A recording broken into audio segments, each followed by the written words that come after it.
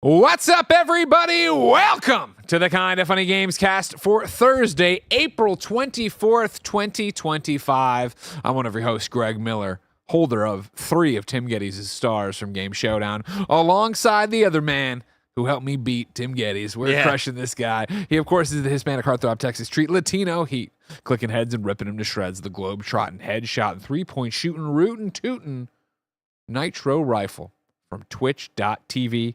Andy Cortez. One star. That's 1 star. That's all you need. You know what I mean? Some people say if you have 7 stars, you have none. You know? Well, here's what that actually brings a great point. As you just saw there, I have 7 stars. You have 1. Tim has 3. Mm-hmm. What do I need to do to get you to give me that 1 star so I go up to 8? Oof. Replace me with Mike permanently next season.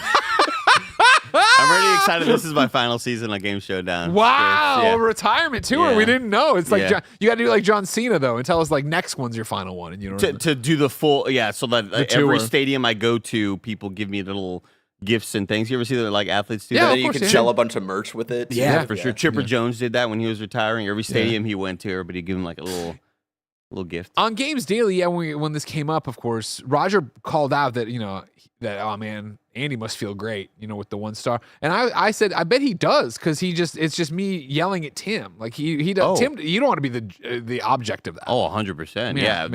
It happened the other night when I was streaming, and somebody was like, "Man, fucking stupid Greg, doesn't that suck?" And I was like, "Yeah, and I was like, no. I don't want the heat right now. Mm-hmm. The heat's on Tim. Yeah. Keep the laser focus on Tim. Yeah. But also, I was in the back when you challenged him, and I was like, Jusant, 30-point answer. I was like, God, I'm good at Kind of Fury. Bring that back full time. Dude, it's one of those things where there were so many comments last night on of course, I cashed in stars in the bank on the Gamescast yesterday after Tim did an amazing Onimusha 2 interview.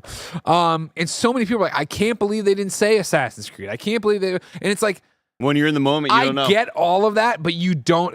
Carl said it really well when he was on the first Game Showdown of like, man, I thought you guys were idiots when I play at home, but when you're out there, this is happening, that's happening, you're clearing your mind, you're worried about this, but there's so many things happening. And there are obvious answers to you, but then you get into your head about like, is that the obvious answer from the audience, right? It's the weird thing to walk you through that of like, name a game that has a lot of climbing. I clear it and I jump to Uncharted, and then I did like Tim, jump to Tomb Raider, and then it's like, once you're on that track, it was so hard for me to even think of games outside of that genre. Right. To go to Assassin's Creed, where yes, of course, I climb everything in the thousands of hours of Assassin's Creed I've played, but it just was so far gone. And Jusant I thought was way too small. Like that had gone through, but I was like, oh, that's not going to be. In the same way Tim was talking about Kevin's dong and Mount Your Friends. I was there too of like, yeah, but it's not going to be Jusant. It's not going to be that. Yeah. Look, once you're under the lights, things you act differently. Any given Sunday, they say. Any given Sunday, not everybody's going to hit that clutch 3-pointer, It's true. And so far, I have not. And I will. And Your I will never. Man. I did suggest very early on in this whole saga, Andy, that what if Greg spent all of his time like bullying Tim and then took the left turn and then cashed it in on you instead? Oh, took the one from me? Yeah. I think that would have been awesome. It would have. There was, but also I'm pulling for you to somehow after all of this, I'm still pulling for you to win it all, Andy. I think that's what it comes down to, though. Is like it. I definitely considered. Oh well, wouldn't it be funny if I cashed it on Andy? But the problem is, I definitely considered is that Tim is just so good at Game Showdown. Yeah, he's. That it's like if I don't take every opportunity, there's just no way to catch this kid because he hears one fucking note. And he's like, "Oh, that's from fucking Kirby farts in the fucking 3rd game of this series." Like, what are you talking about? Never heard of this game. And there's a lot of like really awesome supporters out there who watch Game Showdown, and they go, "Andy, Andy, every week I'm pulling for you, and I'm putting my channel points on you," and it's like, you know me well enough to know that I'm the least knowledgeable of the two. And easily have the worst memory of the two. And that combined in a trivia show is not the recipe for success. You know what I mean? Yeah, of course. When I can't think of the word bagel, like that's where my brain is sometimes when it was a great run. We had a good run on Game Showdown, we had a good time. Shout out to Roger for getting you your 1 star this year. I'm excited to fill in for Mike next year if he ever needs somebody. So if I can make this happen, I get your star. Yeah. Okay, I like that. I like that a lot. If you didn't know, everybody, we're going to stop talking about Game Showdown because this is the Kind of Funny Gamescast. Each and every weekday, we talk about the biggest topics in gaming, whether they be reviews, previews, trailer reactions, or just things we need to talk about. If you want to talk with us, of course, youtube.com/kindoffunnygames. Get in your super chats while we're live. Of course, you know it. We're talking about Ghost of Yotei. Yotei. I can't. I You know do it all that. the time. I know. I know. It sucks. Yotei. I'm going to start thinking of Taylor Swift and Tay-Tay, and that'll do it. Ghost of Yotei. So if you have thoughts on the trailer, if you have thoughts about the game, if you have hopes, if you have dreams, if you have concerns, I need them as YouTube super chats so we can sit here and nerd out about their PlayStation game. Of course, if you're watching later on youtube.com/kindoffunnygames or listening on podcast services around the globe, please like, subscribe, share, tell your friends about it. If you're all watching live on twitch.tv/kindoffunnygames, why not use your Amazon Prime free subscription on Twitch and give it to us? Hearing about this later while you listen to a podcast you never use Twitch? Go ahead, give it to us. You got to do it every 30 days. Kind of Funny Games. Come give us your free 30-day subscription. Otherwise, it's just something that they're taking from you and laughing at you about.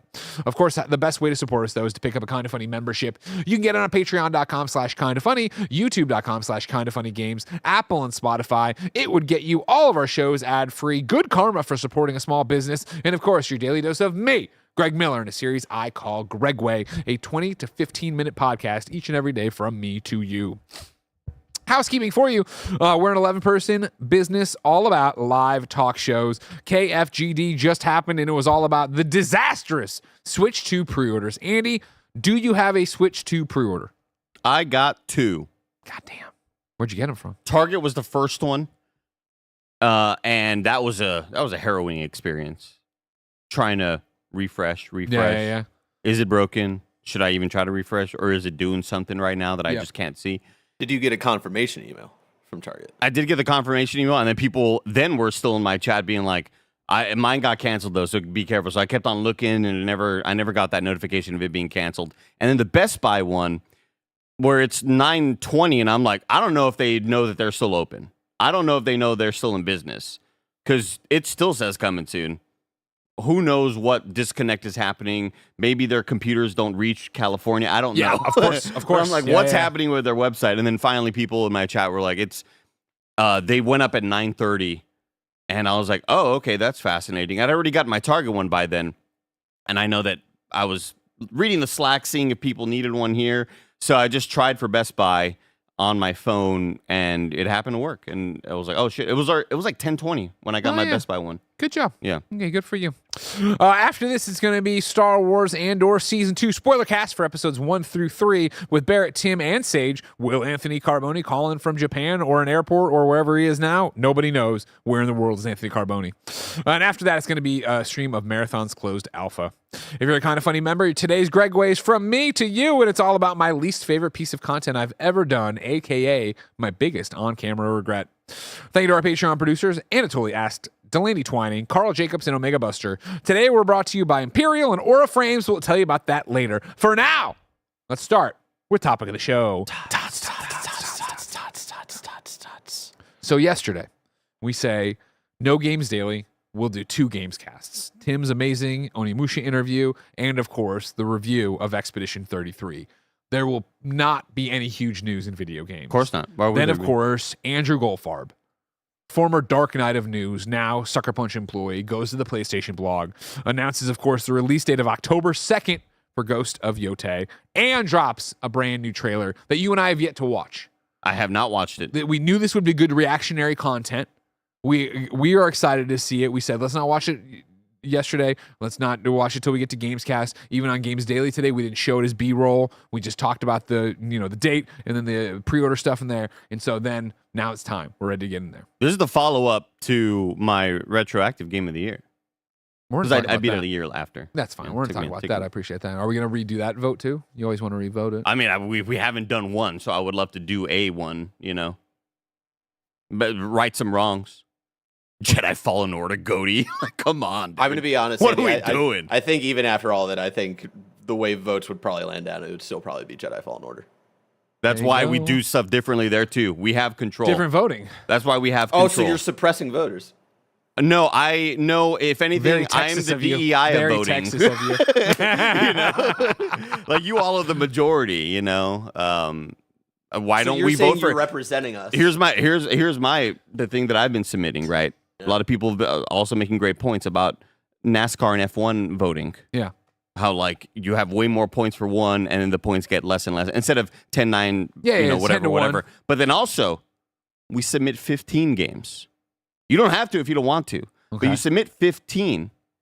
That way, let's say Tim has like a fucking Nico Dorico at number 5. Yeah. Right, on his list. Yeah, I like that. And none of us else played Nico Dorico, but it's so high that it makes it top 10. But let's say... so like Helldivers 2. Let's say me, Greg... A game that fucking deserved to be on the list last year. You're so right, Greg, because let's say me, Greg, and Barrett had Helldivers 2. You had Helldivers 2 on your list, and I had it at 11, and Barrett had it at 12. Those could have been points for you towards your cause. But because they were right out of our top 10, they don't make it. These are all like little ancillary things that can help. Can you let me talk? Yeah, sorry, we're not taking questions right now, Barrett. We're not taking questions right now. We're redrawing the districts. The fun facts are all about like how different point systems don't really change much for our lists. So just I don't know if the research has been done. Yeah, I know. Yeah. I choose to believe it hasn't been done. I don't want to talk about it every fucking year. I don't think so. All right, well, we're 23 minutes into the show. I guess it's time to react to the Ghost of Yotei trailer. To my chagrin, because while we were live, I got a text from someone who will remain nameless, not Goldfarb, at Sucker Punch, saying, get your shit together. We're all waiting. The stream says 11 a.m. And I'm sorry. It's your first time watching Kind of Funny. By the way, what's a chagrin?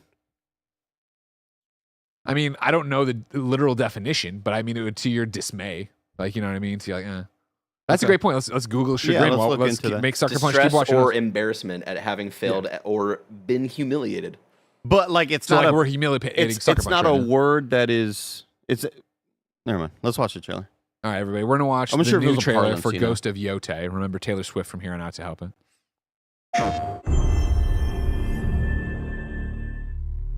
PlayStation. Unreal.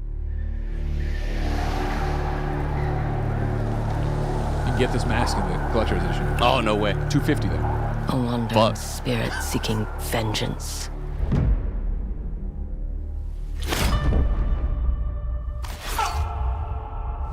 This goosebumps.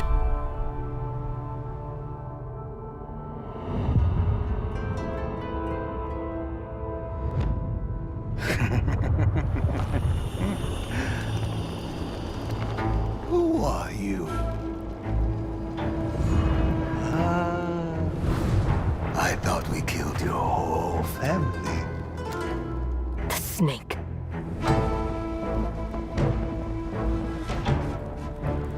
The Oni. Keeping a list, dog.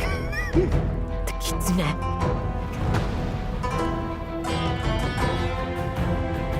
The spider. She's collected the masks. The dragon. Lord Saito. Fuck, that is Erica. I know, Holy right? That Erica shit. Ishii, of course, starring in this game. Holy What shit. are we going to do with this one, Saito? I'm sorry. It came to this, little wolf.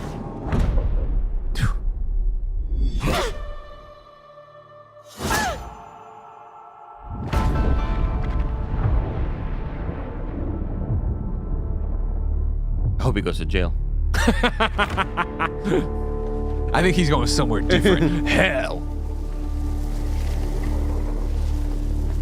Artists.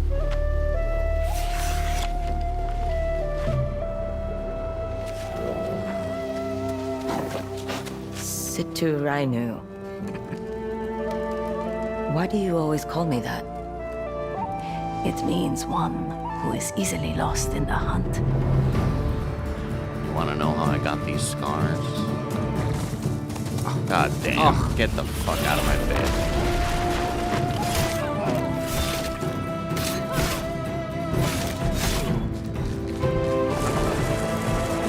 The weapon with the chains, like I man.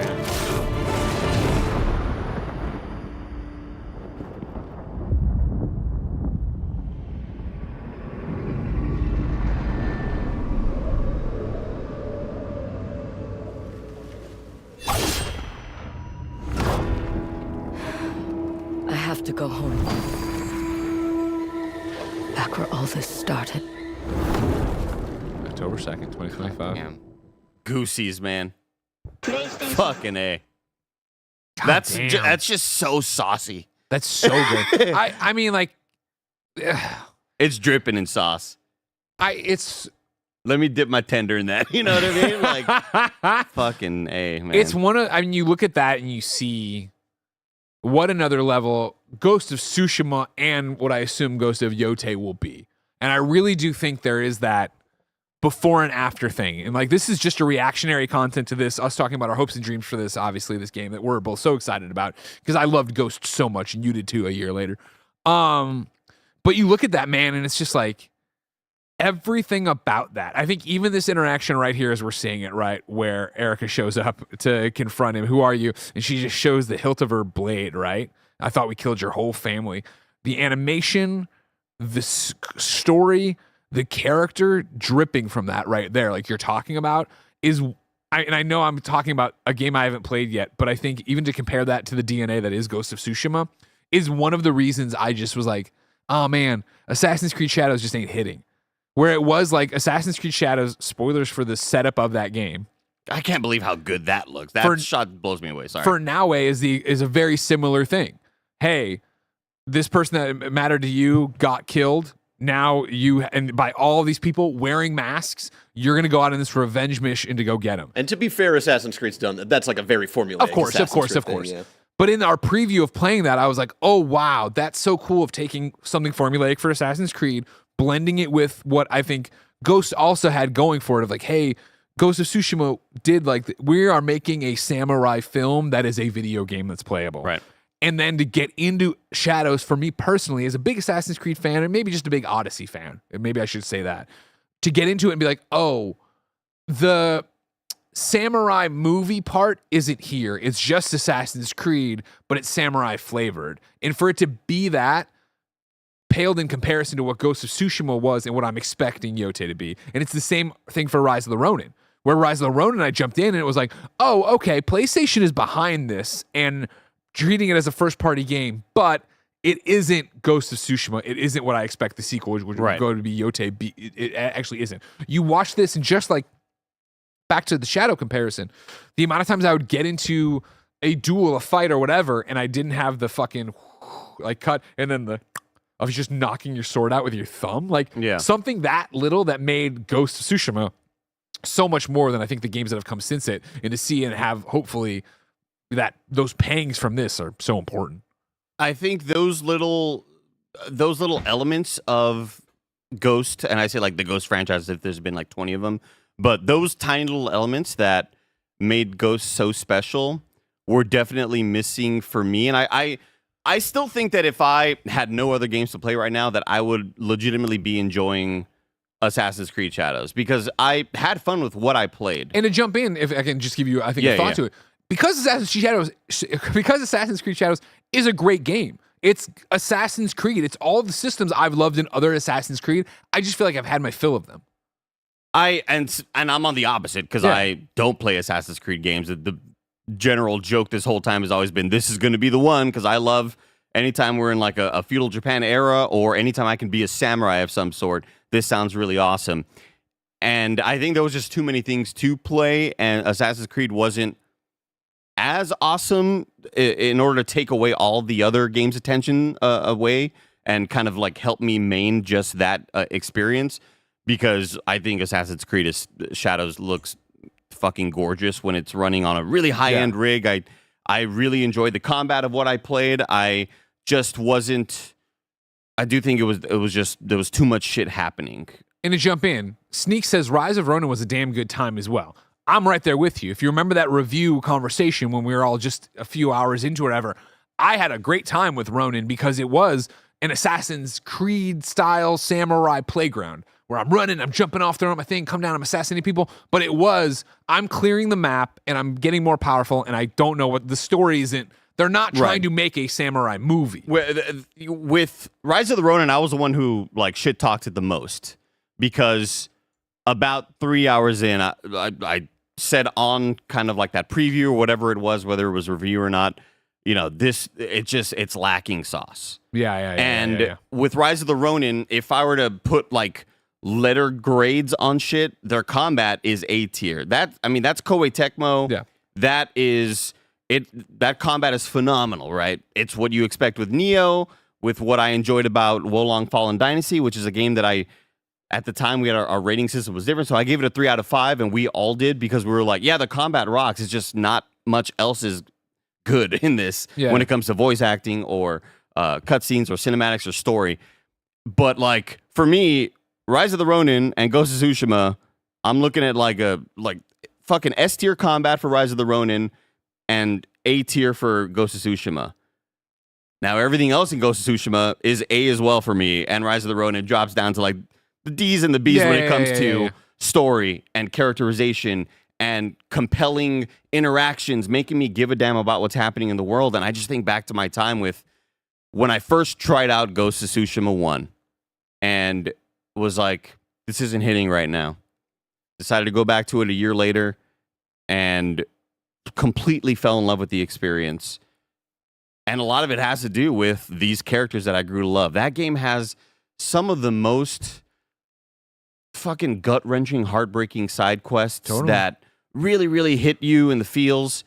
And a lot of that has to do with how gripping the dialogue is and these characters that you grow to care about. Sakai, man, come on. These awesome twists and turns and backstabbings of character. Like, goddamn, dude. It was just, it overtook The Last of Us Part 2 for GOTY of the for that year for me. And, you know, for anybody who says the combat gets repetitive, it's my flavor of combat, so it never became competitive or repetitive for me because I sought out every other battle because I was having that much fun. And that's one of the things for me to take the baton from you for a second is the idea that I'm not the combat guy, I'm not the parry poppy guy, and I mean I like combat, but I don't like the challenge or this or whatever.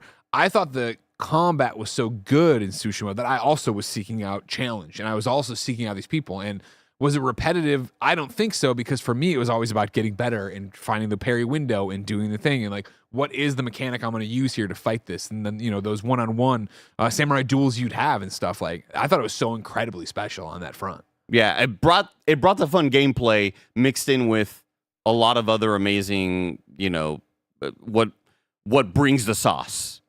Those cinematic moments, the moment where, you know, you get backstabbed by one of the homies, and then it's the duel with the wide shot and the down, like cinematography and everything just adds so much to help supplement how fun the combat can be. And so when Ghost 2 gets revealed that one time, obviously super pumped for it, want to see what the next adventure is. And after watching that, it's like, God damn, dude, this year is so fucking stacked. Yeah, I want to talk about that. If you didn't watch it or you want more, we're going to read from the one, the only, Andrew Goldfarb at the PlayStation blog, who wrote this 2-paragraph synopsis of what's going on there. 16 years ago in the heart of Izu, called Hokkaido in present day, a gang of outlaws known as the Yotei 6 took everything from Atsu. They killed her family and left her for dead, pinned to a burning ginkgo tree outside her home. But Atsu survived. She learned to fight, to kill, and to hunt. And after years away, she has returned to her home with a list of 6 names: the snake, the oni, the kitsune, the spider, the dragon, and Lord Sato.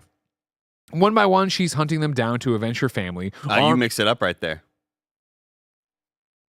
What I do? Yotei is EI. AI is Sai. So it's Saito. Saito. Thank you very much. Yeah, there you go. Okay, I like that. One by one, she's hunting them down to avenge her family, armed with the same katana used to pin her to that burning tree all those years ago. That's so cool. So man. Fucking cool. It reminds me of when we first saw the glimpses of Robert Pattinson's Batman, and we were like, "Oh, that's a pistol. I'd probably kill it." Yeah. It wasn't, but it's still cool. It could be. They just never talked about it. Still maybe. But while Atsu's story begins with vengeance, she'll find there's more to her journey than just revenge. As she explores Izo, Atsu will meet unlikely allies and forge connections that help give her a new sense of purpose. Over in the super chat, so many of you want to be part of the show. I appreciate that. Please come on with that. But Norman writes in and says the story looks heavily inspired by 70s samurai movie Lady Snowblood, and that rules. In the same way I beat Ghost of Tsushima or was playing it and got obsessed and started buying, I hit up Sucker Punch people and I was like, what are inspirations? And I started getting like comics and mangas and stuff. I would definitely want to watch Lady Snowblood right now because that sounds fucking rad too.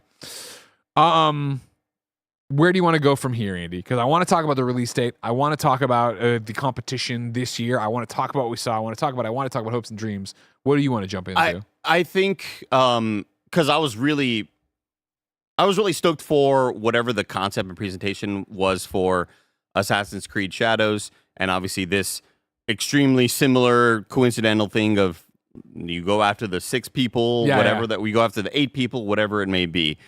And there's just something that I love that's so easy to latch onto as somebody who enjoys media like this.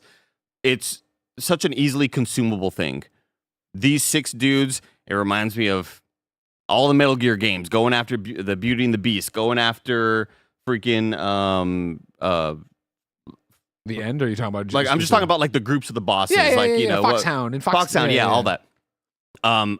It's such a cool, easy, marketable way to have these characters with the kitsune, the little fox mask and all that stuff. I just love the idea of it. This concept is just so it's such an easy win for me to hop in there and go, all right, this is what we're doing.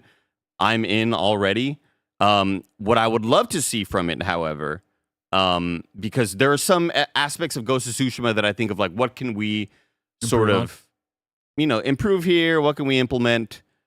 And I think we all go, either raid WB and take the fucking Nemesis system. Take the Nemesis system, because that's just like, can you even imagine how something like that would be implemented here? Are there any ways for Sucker Punch to kind of skirt those little IP law lines and maybe kind of implement anything like that? Because as much as I love this living, breathing world that feels so it feels so immersive and so alive, I still feel like I got quickly tired of those emergent gameplay moments when homie is by his cart and is like, help me out, and then he's really just there to try to kill you or whatever. Yeah. How can we improve on those open world moments that kind of make you feel like I'm experiencing this and maybe nobody else has, because this feels so singular? Andy, hear me out. They make their own proprietary Nemesis system, and then to skirt the line, they'll call it the meanie apparatus. Oh, okay. I love it. Nema, bro. Yeah, top of my list in terms of things I would want to see strengthened, because I think Ghost is so great, Ghost of Tsushima. But it would be the idea, as somebody who platinumed it and loved chasing all of that, side quests, right? Making those less repetitive, because it was, okay, cool. It's fun to go to the bath. It's fun to write the haiku. It's fun to follow the fox. But like your 5th time, or maybe that's not even the right number, but it was, as you got deeper and deeper into it, that's where it started to wear me down. There's hope for that already, though. Of course, over at WCCF Tech, this is a September 2024 article. Alessio says, Ghost of Yotei will feature a less repetitive open world. Yotei, I fucked it up again. Thankfully, developer Sucker Punch shared a few tidbits about this sequel in an interview published in the New York Times. Creative director Jason Connell said one of the changes compared to Ghost of Tsushima will be a less repetitive open world. Quote, one challenge that comes with making an open world game is the repetitive nature of doing the same thing over and over again. We wanted to balance against that and find unique experiences. So I like the idea that, again, Sucker Punch, which in the grand scheme of studios is a small studio in terms of PlayStation first parties, has enough time to sit there and really go, okay, it's been 5 years, which both sounds so short, but also so long since Ghost of Tsushima. The fact they've noodled it and come up with this and this story and whatever they're about to do with this world is exciting. When you see that see her go to be the little girl there. That's such a deliberate choice, and I wonder. We saw that with Jin, obviously, where we would have flashbacks to it. But do you think, is there a chance that's a game mechanic? Because the way they did it right there, I know they're like doing the water droplets. I just think it's an interesting thing to call out there. At the end here is like your stinger of going into it. I wonder if that's actually going to be a mechanic, or if that's just we're getting the flashback as always. You're 100% dead on there. As I feel it's such a deliberate choice to have that be the stinger, because at any moment a game can show a flashback. That's not going to blow anybody away. But if you're showing it off in that way to where it looks like a mechanic, and it very well may not be, but that feels like such a choice to have that there. In the chat, Caboose is saying it's a game mechanic. They confirmed it on the PlayStation blog. Which blog post did they confirm that on? Let me know, because I don't even know what to Google. Change perspective? Now, when you switch worlds, of course, the Sucker Punch is still watching, and they want to just text me if that's. Does that one tree that was burned down, has it grown back now? Like how? I mean, we're not talking like the medium, right? Like our dual world type things. How deep can that even go? Because you mentioning that them being well aware about how their open world can become repetitive and how that can be a little point of, all right, we got to improve this in the future.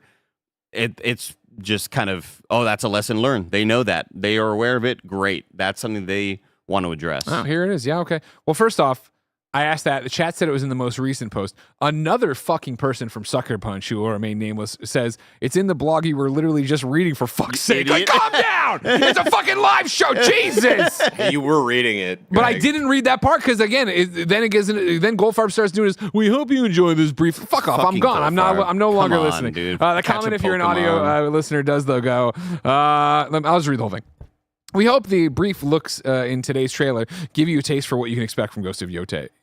Beyond our first look at the Yotei 6, you'll spot some of the gorgeous scenery of Izo, as well as a handful of Atsu's new weapons, a few of her allies, and even a new gameplay mechanic that will allow you to glimpse Atsu's past and understand everything that was taken from her. I would imagine it's Atsu. Not I mean, I don't know, but obviously I'm saying it one way because I don't know. Yeah. So you're saying I'm saying Atsu. at. You're saying Yeah. Atsu. Atsu. Mm-hmm. What was I saying at? Atsu. I also think it might be Ezo. I don't know. Because I think of the Edo period. Yeah, that makes sense too. Yeah, that one I'm less sure about, but I feel like you're probably on the money there. Yeah, Ezo reminds me of Element Zero Mass Effect. Ooh. So did you read about the mechanic? Or? Yeah, I did there. Yeah, Okay. yeah. Like you glimpse Atsu. That's it right there. Atsu. Yeah, you nailed it. You crushed Atsu's it. past and understand. So, I mean, how often are we even given the opportunity to do that? Is it? Yeah, I know, right? Is it? Yeah, this. I know I'm calling out a game that's better than Resident Evil, but the medium. Like, when we saw that in trailers and stuff, we were like, oh, cool, you're back and forth, but it was very specific spots. So, yeah, is this just going to be specific spots? I don't think we needed that at the front end. Everybody needs to know. Look, everybody, I know what I'm doing here. I'm calling out a game that's better than Resident Evil. Better than Resident Evil Village, I'm just saying. I mean, just putting it out there. Yeah, you wonder if that is a momentary thing or if just after certain chapter points you have the opportunity to do that. Yeah. Either way, it'd be cool. But then it's not like a revolutionary gameplay mechanic, yeah, but yeah. Because I think when I think of Ghost of Tsushima and Jin's story, I do think about hopping back and forth quite a bit. But that was never a voluntary thing, Like they were shoving you in the past to. I hate being shoved in the past. Yeah, and so I don't know. I wonder how often that's something that can even be utilized if you're even, if you're even calling it out. Not only as the singer, but then you're saying, hey, you also probably noticed this thing. It seems like it's going to be maybe a lot more prevalent than maybe even we think. I doubt it's like open world activities. Oh, definitely like, let's not. go Yeah, to an I don't enemy expect camp that. and then turn back into. Look, there was a rock here before. Yeah. They've really done a lot with the place. You know what I mean? She turned into a little girl. She's still fighting this little girl. It's time traveling. I can't kill the girl. I want to get into more super chats. I want to talk more about what we think this October did. I want to talk about all sorts of stuff ghost related. But first, I'll remind you that this is Kind of Funny Gamescast. We couldn't do this without your support. Thank you for all the super chats. Continue to come in with what you want from this game, what you didn't like about Ghost of Tsushima, and what you want out of this one. Of course, though, what you'd really do if you wanted to help us was go pick up a Kind of Funny membership. We're an 11-person small business all about live talk shows. You can go to patreon.com/kindoffunny, youtube.com/kindoffunnygames, Apple or Spotify. You can kick us $10, get all of our shows ad-free, get your daily dose of me in a series we call Gregway, and feel good for supporting some idiots you like on the internet. However, you're not supporting us right now, so here's a word from our sponsors. This episode is brought to you by Imperial. We've told you all how important it is to developers to wishlist games you're interested in on Steam. So if this game sounds cool to you, make sure that you wishlist it. In Imperial, you play as a mercenary sent to a distant planet to discover the mysteries of an ancient civilization. Powers unknown lie within the monolith. But those are no mere ruins, as an expedition has already ventured inside with only a few survivors. Why was it built? What powers reside within? Who is at the center of the monolith? All these secrets and more will be uncovered if you are brave enough to take on Imperial. Imperial features a unique blend of RPG systems and skill-based combat across 3 weapon archetypes. the acrobatic glaive, the defensive but devastating mace and shield, and the powerfully ranged cannon. With a deep ability system and extensive customization, every battle is an opportunity to refine and optimize your combat style. Form relationships with each of the few surviving expedition members who all have their own personal quest lines. Whether you choose to help or not can have drastic consequences for them. The monolith is guarded by powerful automatons, each with distinct attack patterns and weaknesses that demand precise execution and strategy to be victorious. Create your mercenary, enter the monolith, learn powerful abilities, defeat the automatons, and uncover the secrets that lie within Imperial. Imperial is available May 8th on PC, Xbox S and X, and PS5, but you can wishlist now. Do it! Wishlist Imperial. This episode's brought to you by Aura Frames. If you haven't called your mom in a while, here is your reminder to do it. But then if you want to go above and beyond, Mother's Day is coming up and I have the perfect gift idea. Aura Frames are incredibly smart and easy to use, allowing you to upload unlimited photos and videos directly from your phone to the frame. Plus, you can order the frame online and preload it with photos and videos using the Aura app, so it's ready to go right out of the box. It's a gift so special, they'll use it every day. Trust me, Gia's dad does, Greg and Kevin, and a ton of people here at Kinda Funny are obsessed with their Aura frames. It takes about 2 minutes to set up a frame using the Aura app, and I know that from experience. Aura has a great deal for Mother's Day. For a limited time, listeners can save on the perfect gift by visiting auraframes.com to get $35 off plus free shipping on their best-selling Carver matte frame. That's AURA frames.com. Promo code Kinda Funny. Support this show by mentioning us at checkout. Terms and conditions apply. Okay. So, shocking no one who's watched Kinda Funny for 10 years or me for 18 years. Mm-hmm. I'm an idiot. I try not to be. I'm an idiot. There's things I don't understand. He's actively trying. So we got the whiteboard out. Right. It's Yotei. T-A-Y. Got it. This is the only way I'll commit it to memory, okay? Now, I saw about 15 different pronunciations for all the other words in the chat. So we got to get on board right now. Okay? We got to get on board right now with how the fuck we're saying these words, cuz I'm trying my best, everybody. Same page, everybody. Now it's Asu. Asu. Yeah. And that's what, but I just said it the way you want me to say it, Asu. No, with a T. It's still T. Atsu. So Atsu. Atsu. Atsu. You know like a matzo ball? Okay. But like There if it you was go. matsu, it'd be Atsu. There. Oh, I like the AH. That's very good. No, dude, here I'll put That's good. like matzah. You could probably put a symbol over the H. Wouldn't help me. Make it Wouldn't seem help me. like- it would- This is throw for him off. Greg. And this isn't for everybody else in the world. All right. Matzah. Atsu. Who is Atsu? Atsu is a different word, right? Matzah. I'm gonna say matzah every fucking time before matzah. Atsu. Got it. Okay. And then the other one was Atsu in a movie chat? That was so a character. In where are we something. at with Ezo? I don't know that one. That one I'm less sure of. You know, like back in the day, when I Edo. saw the word, Ezo. if I saw the word, Ezo? I don't know. I'm trying to like sound it out like myself, just like what would make sense. yeah, like when I first saw the word Edo period spelled out and it was EDO, I would have assumed it was Edo or something. Because I'm See, thinking, and there goes the chat with different fucking. You can't do this chat. If you don't know, don't say it because 9,000. You're saying it all different ways now. it's definitely not Izo. It's not Ezo that. looks like what people. Ezo. It's got to be Ezo. If Edo period is EDO, EZO's got to be Edo or Ezo. Fucking Goldfarb. You know? Don't get me started. Because Goldfarb could have saved a lot of time for me right now if he would have just been like, hey, if guys, he wasn't catching a Lapras. I understand we got a lot of awards for respecting Japanese culture and doing this stuff, but what if we just named her Jessica? You know what I mean? Of course. This is a joke, everybody. Calm down. Don't go breaking it out. Okay, so Yotei. Atsu. I feel like the matzo is gonna throw you off, but you might need to erase that. Nah, I think you leave it there.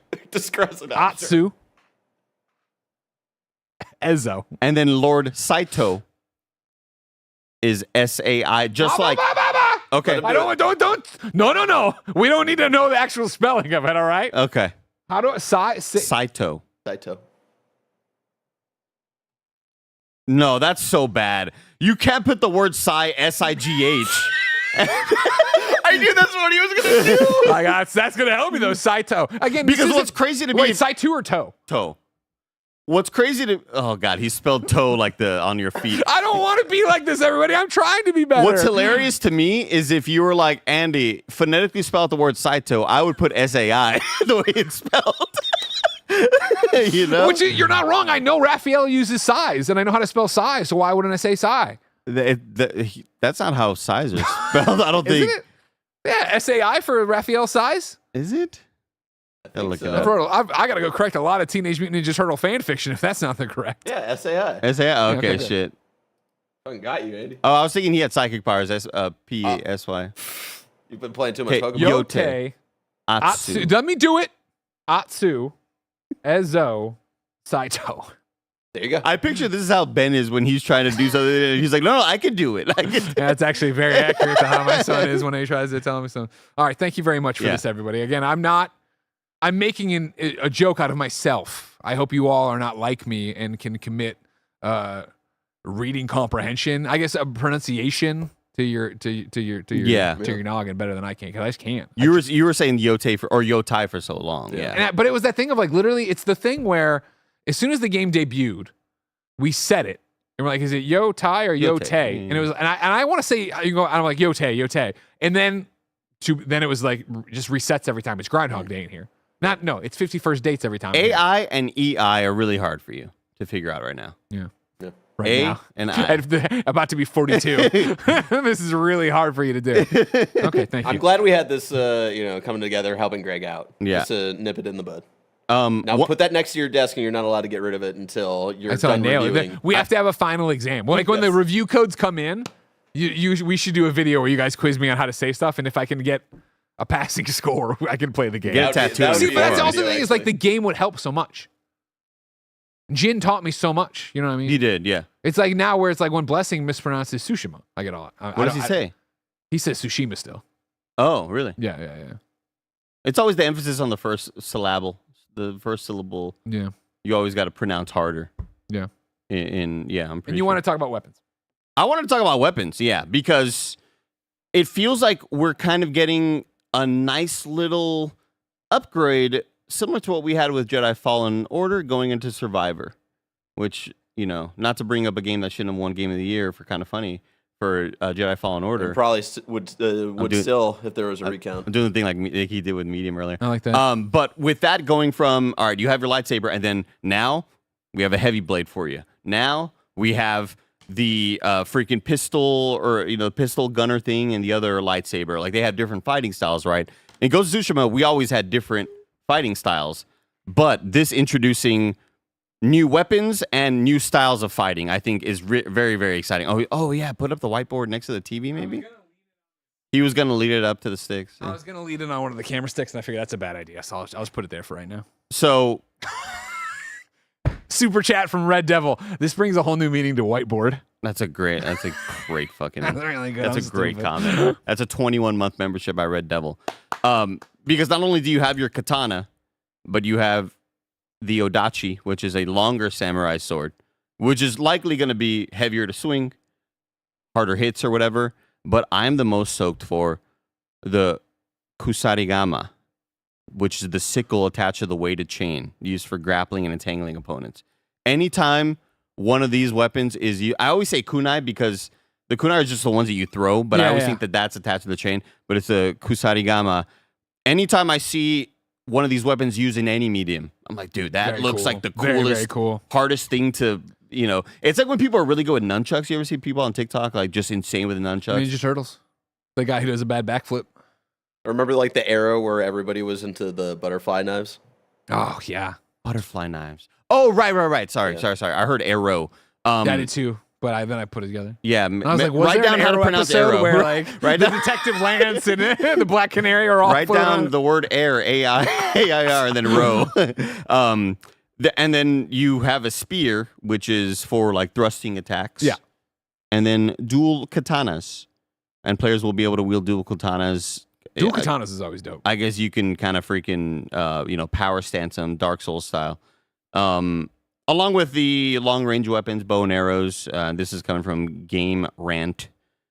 in an article they put out. But yeah, I'm super stoked to not only mess around with the different fighting styles. Now, will each one of those weapons have a different fighting styles? I think that's maybe pushing it too far when you're trying to think of, having your defensive stance or your whatever. I wouldn't think the it's water too. stance. I mean, again, they're crazy at Sucker Punch, and I think that was something that to me didn't sound. I wasn't excited by the fighting stances as an idea, but playing the game, I liked it a lot. Where it was like, oh, I'm switching this up and I'm doing a thing. I would probably see. I'm on the opposite there because I used it when not out of I get to really have fun with, making this combat my own. I kind of used it almost out of necessity, and I wish that I didn't have to because it did get a bit cumbersome switching between the things, and it was kind of just more of an annoying nuisance for me. Mm-hmm. But having different weapons is a different ball game for me. Like I am so down to mess with different weapons. I love in Souls games having different styles of damaging people because in Souls games you have you may think they're all interchangeable, but certain weapons are weaker to strike weapons, which are clubs or hammers or maces, and certain weapons are weaker to piercing weapons, which are like the rapier or certain, what am I thinking of? Like a big old spear, stick. Big old staff, big bow old spear, staff, whatever. bow staff. And so there's a lot of like different damaging styles that gets me excited because I level up two things. It's like, oh, if I'm fighting these rock enemies, they're weaker to strike type of damage. Let me bust out my my Morningstar maces or whatever. And then when I get back to fighting normal dudes or whatever, bust out my sword or whatever blade I'm using to slash.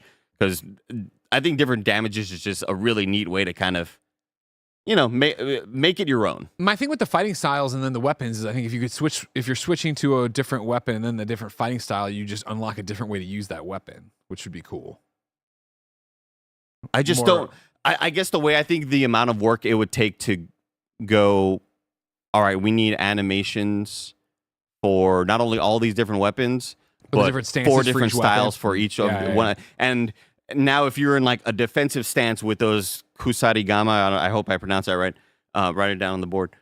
And now you're defensive, so now the attack animation has to look different when you're coming from a different angle on it. Like I just feel like that may be a shit ton of work. Sure, yeah. But also, what we just saw looks like a shit ton of work, and it looks fucking incredible. CJ Splits on in the chat says the blog says there are weapon masters that teach you new skills. They've ditched the regular leveling system, which sounds pretty fucking cool. Sounds like Star Wars Outlaws, a system that I did actually kind of enjoy. Oh, right, that is right. Where there wasn't a skill tree. You had to go out and do missions from people and learn from people out in the world. That is a very cool system. I did enjoy that. That's almost like an ally system, Almost. Not a nemesis system. I see We're allies, right? I see where you're at with that one. Plus, you got the dog now. Oh, yeah. Wolf. So wait, so that's like that he's chilling with you the whole time. Yeah. Well, I don't know. The whole time I doubt it, but You're sicking him on dudes? I think so. Yeah. That's what the trailer showed there. Is it gonna be similar to like your little BB-8 or whatever that little guy was in Star Wars? I think it'll be more useful than that.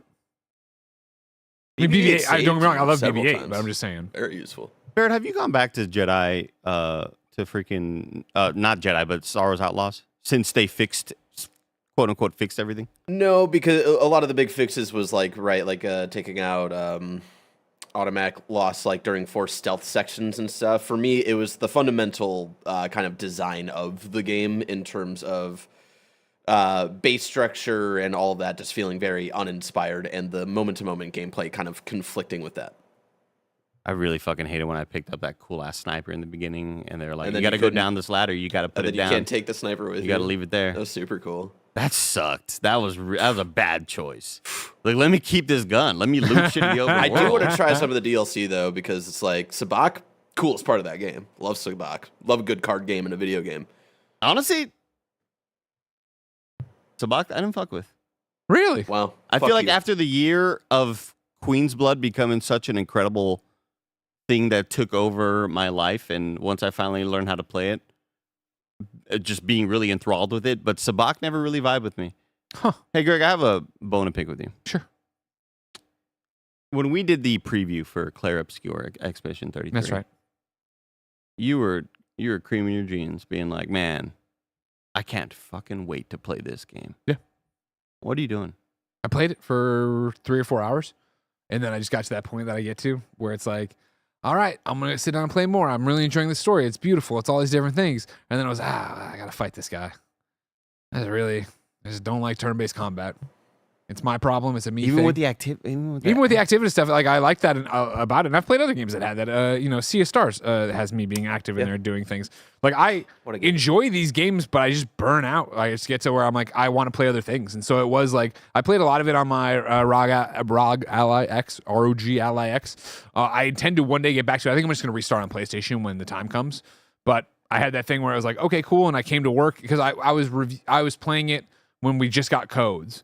And so I came back and you guys were all gung-ho on it. You were all so deep on it. And I was like, this is a great example of where I don't need to bite down and keep going. You guys got the review. I can go play Monster Hunter. I can take a week off and play Monster Hunter like I want to before Oblivion, before I move on to Redacted, before X, Y, and Z.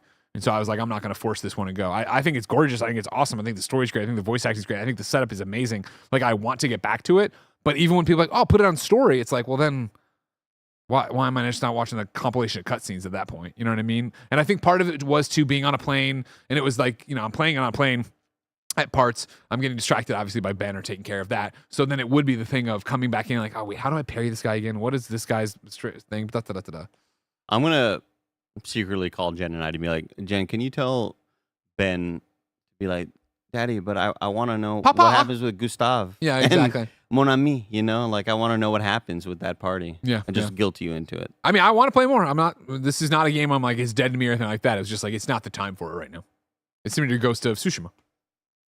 Don't put this on me. I'm just saying you had it. Don't put this back to me. You had the quote focus here. is on you right I wrote now. it down on the shit thing. Ghost of Tsushima, you played it at launch, said this isn't hitting right now. You came back to it a year later. Yeah, wow. My question for you is, when October 2 rolls around, do you think you'll be ready for Yotei? Oh yeah. Yeah. Oh yeah. Okay. I was if anybody remembers during my discussion of Rise of the Ronin, 4 hours into that, being like, I'm gonna reinstall Ghost. Like I want to have a better taste in my mouth right now. Because how long is Ghost? How long is Ghost? Yeah. That's a great question. It took me like 20 to 30 hours maybe to kind of beat it, but I think you could be in there for like 60 or 70. Okay. It's a big ass game. Yeah. That was one that did not hit for me when it came out, and then I just never went back to it, unfortunately. So I might try it. I'm not really looking forward to anything super on my radar until Night Rain. So maybe that's what I play for the next month or so. Yeah. Okay. I want to get some super chats in here because we have so many. Matt Thornton writes in on youtube.com/kindoffunnygames, just like you can, and says, one concern I have with Yotei is that the missions will get too repetitive. Don't get me wrong, I love Tsushima, but you have to admit most of the missions were exactly the same. I wonder, Matt, and I'm not going to make a super chat again, if you mean, like I was talking about side activities, or you just mean missions in general. Because for me, the flavor of the missions of who I was going after, why I was going after them, and stuff like that, I never thought the missions got stale as much as side activities. Yeah, I mean, I got to assume with, I hope that they can do a lot visually and tonally to make all of these bosses that you're going after feel it. If anybody's played Sifu, and there's only 4 of those bosses there that you're kind of going after for revenge, but each one of them had their own flavor, which was like totally different. And obviously they were doing a lot with visuals and stuff because the game isn't like 100% rooted in reality. Yeah. The game does a lot of really trippy things visually and even gameplay wise, where suddenly you're just side scrolling, doing the raid type, takedown.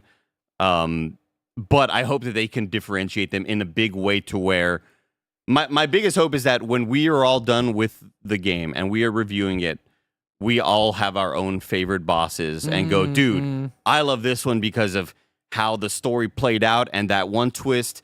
And then it's like, well, but this one, the setting had this visual kind of like different thing because everything was on fire, whatever it may be. I really hope that these all feel like a different season of television or just a completely different experience. For sure. While you're still killing a dude, granted, you're still doing a murder or whatever, but I think there are really cool ways to... I think what I'm just so stoked about is when we see that first guy ask her, Yeah. Oh, I thought we killed your whole family, whatever. I loved that characterization, and I hope that they all have really distinct personalities. I have good news for you. Lady Snowblood is on Max right now streaming, so I've added to my list. Great. You could do that as well. CJ Splits on Super Chats and says, do we think they're de-emphasizing stealth/ninja? I think absolutely not. I think we're seeing it very much through the lens here of getting ready to confront all these people in your duels. I think you'll still be sneaking around, stabbing people from bushes, doing all that jazz. Yeah, I think once we get a deeper dive of gameplay and whatever the next big PlayStation Showcase or State of Play or whatever it may be, that's when we might get here's what a stealth-like encounter looks like. Shout out to Lucid Dream who says, I know you did with Nine Souls. Yeah, Nine Souls had that very similar thing that I loved about Sifu, where every boss was so different. The lead up to it was so wildly varied. What a fantastic video game. As I've told you throughout the show, several Sucker Punch people have been texting me to talk shit or, just be jerks. One apparently is super chatting. Brendan Berry super chats and says, this is the first game I've been working on since graduating. To have you guys react to it is such a surreal experience for me. Thanks for all you do. Thank you, Brendan, for being a kind of funny best friend. Getting a game degree. I assume you're game design. Maybe you are a trailer house. I don't know. But apparently working at Sucker Punch. Congratulations to you. That's awesome. Thanks for watching live and paying. Unlike the other Sucker Punch freeloaders who are just texting me to be jerks. You know what I mean? Because I can't read. Greg, be cool. What if they don't give us review codes?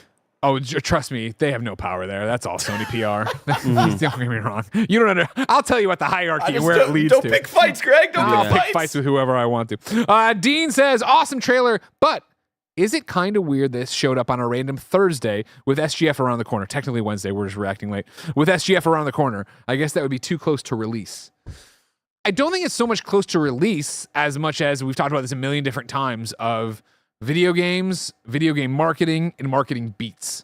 I think you want to have a beat where you get to talk and have the attention, right? And even though yesterday we kind of funny put our attention elsewhere, this is a chance for Ghost to come out. Here's the release date. Here's the pre-orders. Here's when we're going to have the big box edition and go all that stuff. And then, yeah, I would hope at at SGF, they're doing demos, or if they're not doing them at SGF, showing something on Jeff's stage, doing a trip to Seattle/Bellevue to go there and play it or do whatever, or do something in LA, San Francisco, whatever. Like, there's lots of stops on the Ghost of Yotei train we're on right now. So I don't think it's weird to do this. This is how PlayStation usually does their stuff, right? They want their games to have their moment, and they feel the blog and obviously all of this stuff can go out there and get it done. Well, I mean, I still think it was kind of odd that it was released in the way that it was, like really? that it wasn't. This is what I come to expect from PlayStation. I think that it wasn't a larger sort of on a larger stage. And when I mean stage, I just mean a showcase with a couple of other games. Because just waking up that morning, seeing this, like, oh, what?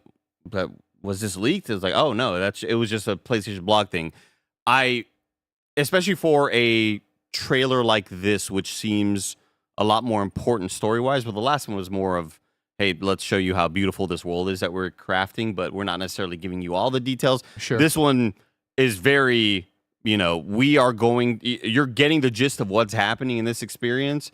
I was kind of surprised that it was in a blog on a random Wednesday drop. I think PlayStation does this a lot, and I also don't think it matters, right? Because a random drop, this, that, the other, like you go to the thing, it's been up 24 hours now, and it's got 1.4 million views, number 12 on trending right now. I think I saw Goldfarb Instagram that it was like number 6, number 4 somewhere in there yesterday on trending. Like this is one of those games that makes its own news cycle of like, we're talking about it, here it is. You don't need SGF necessarily for it. Again, SGF is for those in a lot of different ways. Double A's higher up, and then a big reveal, of course, but this is a known quantity. We know we're going to love this. We're going to have a preview event. I assume we're going to have either review stuff. You're going to have a whole bunch of stuff in the lead up to it. So no, I personally wasn't surprised, but I can understand that. Dublas in the Twitch chat says, because Sony's going to reveal something big at SGF. That's not out of the realm of possibility. When we think of where Sony Santa Monica is, or freaking...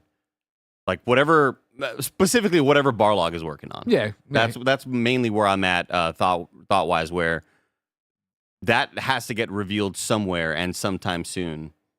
Do you want to sort of overshadow your upcoming game in that way? Like the thought process there kind of makes more sense to me when I think of if you were to release this trailer and wait for a Summer Game Fest thing. How dominated it'd be by the other big thing. And so Summer Game Fest is the place, like a Game Awards, where that Jeff showcase is here's exclusive, never before seen game reveal. Like, again, we know we can't wait for Yotei. So to put the release date out there and an amazing trailer, I think it would have just gotten a bit lost in the shuffle of it. We wouldn't have done a Gamescast all to it. You know what I mean? Yeah. We're the tastemakers. We decide what works and doesn't work. Mm-hmm. Final chat before we get out of here comes from Alex Frazier, who super chats on youtube.com/kindoffunnygames, just like you can. It says, "This is my most anticipated game of the year, and nothing will top it. I can say that with certainty. Sucker Punch is goated." Dude, this year, man, I can't believe that for me, after somebody who's experienced a lot of blueprints, yeah, and just completely marveling and astounded that humans are still capable of incredibly creative and wonderful things. Yeah. To play that and just be blown away by it and be like, yeah, that's probably going to be game of the year, even though it's definitely not a game that I gravitate towards. Yeah. And then to play Clair Obscur and be like, that's my game of the year right now. And then we still have this. We're still where it's almost May, but we still have something like Ghost of Tsushima. Yeah. Or Ghost of Yotei, rather. I can't believe how sneakily stacked this year has become. Crazy. Because I think at the beginning of the year, no, never mind. I'm totally lying. This year was always kind of like, all right, it's going to be crazy. GTA. Because of something like, well, not only GTA, but also freaking the new Doom. Like this is a pretty massive. El Captain has a super chat that goes, Delta late August, Hell is Us 1 week later, Ghost early October. With all that, I don't even need a GTA 6 this year. Yeah. Delay it. We'll see for my fantasy critic, please. Mike won't get the points, though, yeah. Yeah, exactly. God, Expedition 33 is so good, chat. So fucking good. It's so good, man. I was watching a lot of my video yesterday of it with the chat, just like, oh, I can't wait for them to see this part. Yeah, I can't wait for them to get to like here and then watching that one and the way the music like culminates to start this fight. Like, god damn, dude, what an experience.